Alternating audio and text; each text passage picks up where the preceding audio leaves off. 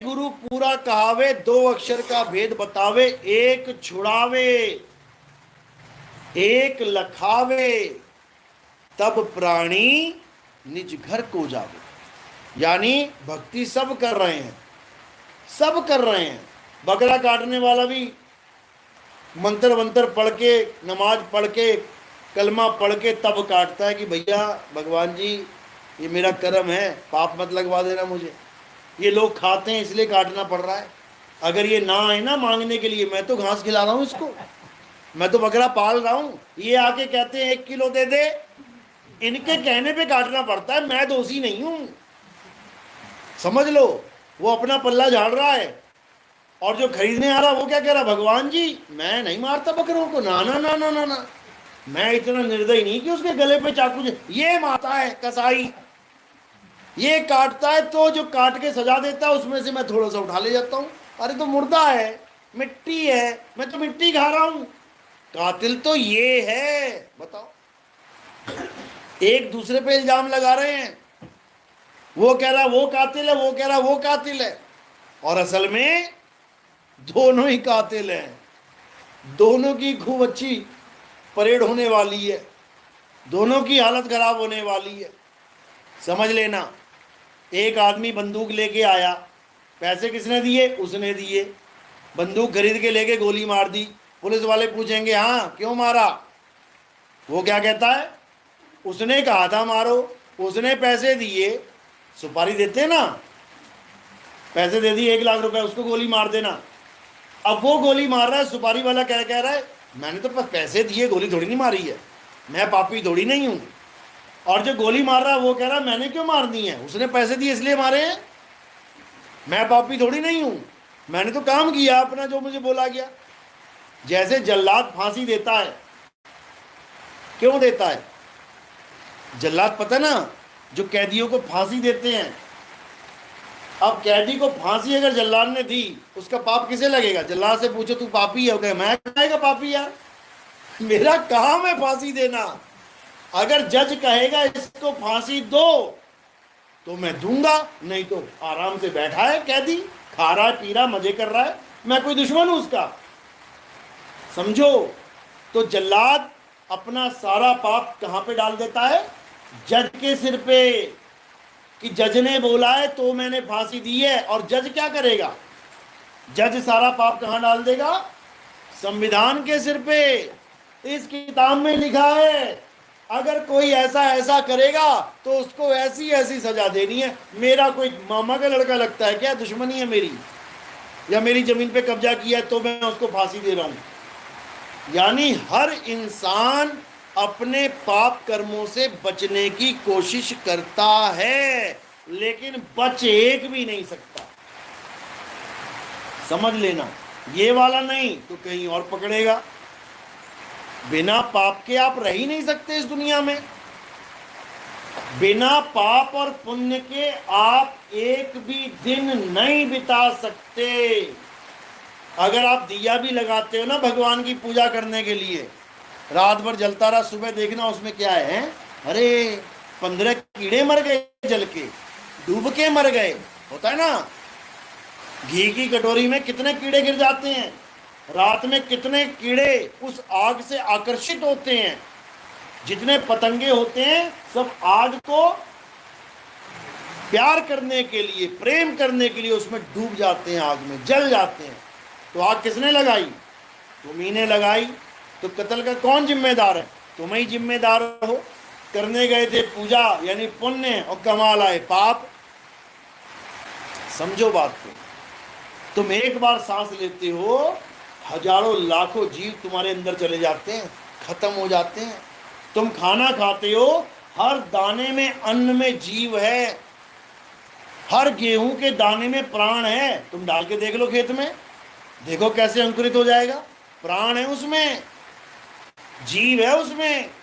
और तुम उसको फ्राई कर दो, एक बार दानों को फ्राई कर दो, भून दो, उसके बाद खेत में डाल दो, उगेगा क्या, क्यों नहीं उगेगा, क्योंकि वो जीव उस शरीर को छोड़ के चला जाएगा। इतना बड़ा जाल बुना हुआ है, कैसे निकलोगे। केवल एक ही रास्ता है निकलने का, और रास्ता क्या है? सत्य असत्य को जान लो, असत्य को त्याग दो और सत्य को कस के पकड़ लो, आत्म तत्व को कस के पकड़ लो, तब तुम्हारी मुक्ति हो जाएगी। कोई तुम्हें 84 में डालने वाला नहीं है। इसी मूल ज्ञान को संत ज्ञानेश्वर जी महाराज, उनकी बहन मुक्ताबाई, आप पढ़ो उनके अभंग, जो मैं बता रहा हूं एक एक बात लिखी गई है उसमें। लायो ना, अभी देख लेना सत्संग खत्म होने के बाद, तुम्हें एक एक बात उसमें लिखी मिलेगी, लेकिन उसको कोई समझ नहीं रहा है। पढ़ते जा रहे हैं, पढ़ते जा रहे हैं, बिना समझे कैसे उससे तुम्हारा छुटकारा होगा। पढ़ते जाओ बस, ये जहर है, जहर खाना सेहत के लिए हानिकारक होता है, और उठा के फिर खा लिया। पढ़ते जा रहे हैं, तंबाकू, तंबाकू से कैंसर होता है, हाँ ला ये वाला ला, खा लिया। पढ़ते भी जा रहे हैं, खाते भी जा रहे हैं, पढ़ते भी जा रहे हैं, खाते भी जा रहे हैं, फिर क्या होगा? फिर लेटे पड़े होंगे कहीं पे, भैया डॉक्टर साहब मुंह का कैंसर हो गया, बचाए लो। अब क्या बचाए लो? जब लिखा हुआ बताया जा रहा था तब तो समझा नहीं, अब क्या समझ रहा है? अब तो वक्त समझाएगा। तो इसीलिए क्या करना है? अब आपके पास एक मौका है, सत्य असत्य का निर्णय बिना पक्षपात के करना है। ये नहीं सोचना है अरे मेरे घर वाले तो मंदिर के पुजारी हैं, मेरे घर वाले तो गणेश जी के पुजारी हैं, मेरे घर वाले तो मस्जिद में जाते हैं, मेरे घर वाले चर्च में जाते हैं, और मैं आत्मा की पूजा करूंगा, अरे ये तो बड़ा अलग हो जाएगा। ये नहीं सोचना है, ये कभी नहीं सोचना है।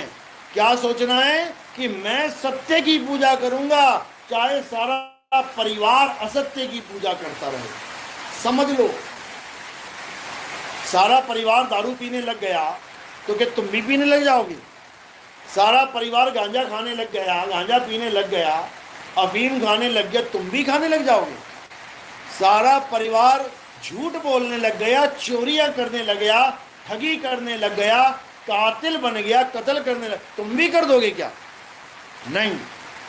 यानी हमारा रास्ता क्या है? सत्य को प्राप्त करना हमारा रास्ता है। भले मेरा पूरा परिवार, भले मेरा पूरा समाज, भले मेरा पूरा गांव, मेरा पूरा देश असत्य की पूजा करता है, फिर भी मैं सत्य की पूजा नहीं छोड़ूंगा।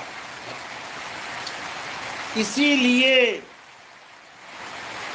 गीता में, महाभारत में ये युद्ध दिखाया गया है कि सारे कौरव एक तरफ, उसी के भाई हैं, उसी के चाचा, उसी के दादा लोग हैं, भले वो सारे अज्ञान की तरफ, अधर्म की तरफ हो जाएं, लेकिन मैं धर्म का साथ नहीं छोड़ूंगा। ये है असली पूजा, ये है असली भक्ति। समझ लो। तो दो ही चीजें हैं, या तो सत्य या असत्य। सत्य क्या है? सत्य केवल एक है, और वो क्या है? आत्मा ही सत्य है। फिनिश, खत्म।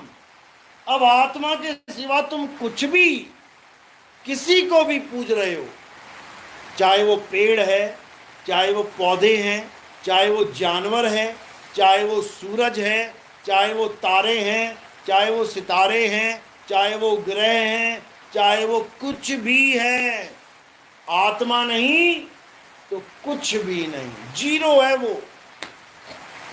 बस इतना समझ लो।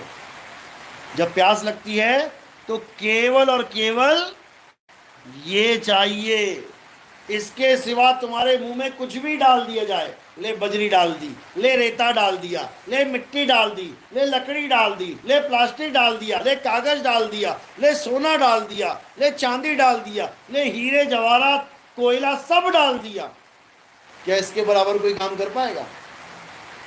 नहीं। यानी केवल एक चीज ही हमें चाहिए अपना गला गीला करने के लिए। अगर पानी है तो सब कुछ है, और पानी नहीं तो कुछ भी नहीं। समझ लो। इसीलिए अब केवल और केवल सत्य की बात करनी है कि सत्य क्या है, मैं उसका संग करूंगा। जब हम सत्य का संग करेंगे तो क्या हो जाएगा? सत्संग हो जाएगा। जहां पर सत्य की महिमा सुनाई जाती है, सत्य का संग करवाया जाता है, उसे सत्संग कहते हैं। और जहां पर देवी देवताओं की, राजा महाराजाओं की कहानियां सुनाई जाती हैं, कथाएं सुनाई जाती हैं, उसे क्या कहते हैं? क्या कहते हैं उसे कथा वाचन कहते हैं। सत्संग नहीं कहते, सत्संग नहीं कहते, उसे लीलाएं कहते हैं। कृष्ण लीला, राम लीला, हनुमान लीला। सत्संग नहीं कहते उसे। कि कहाँ जा रहे हो? अरे वो वृंदावन वाले आए हैं, सत्संग करेंगे। वृंदावन वाले आए हैं, कृष्ण कृष्ण करेंगे, सत्संग नहीं करेंगे। अयोध्या वाले आ गए तो राम राम करेंगे, सत्संग नहीं करेंगे। क्योंकि सत्य के बारे में उन्हें पता ही नहीं है, सत्य होता क्या है, संग क्या करेंगे उसका। तो सत्य क्या है? हे अर्जुन, सत्य केवल और केवल आत्मा है। आत्मा के अलावा कोई सत्य नहीं है। चलो, तो आज का सत्संग यही समाप्त करते हैं। किस किस के समझ में आई मेरी बात? एक बार हाथ खड़ा करो जरा।